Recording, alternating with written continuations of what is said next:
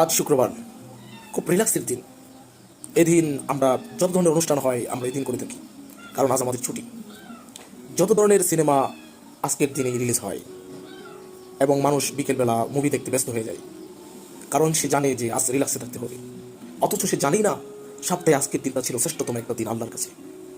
এদিনের এমন একটা সময় আছে যে সময় দোয়া কবুল হয়, যে সময় কিছু চাইলে আল্লাহ সেটা ফিরিয়ে দেন না।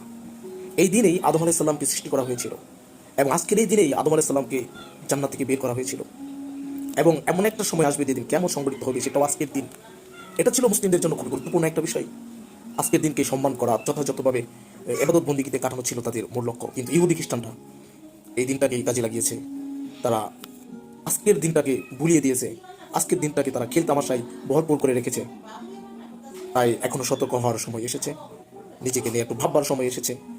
একটু ভাবুন, চিন্তা করুন, আপনার সময়টা যেন অযথা নষ্ট না হয়ে যায়। আল্লাহর সম্মুখে দাঁড়াতে হবে নিশ্চিত। তাহলে আর দেরি কেন? আসুন আমরা শুক্রবার দিনে বেশি বেশি দূরত পড়ি। এই দিনে বেশি বেশি দূরত পড়তে হয়। কিয়ামতের দিন এই দূরত বিশাল বড় উপকার হয়ে দাঁড়াবে আপনার নিকট।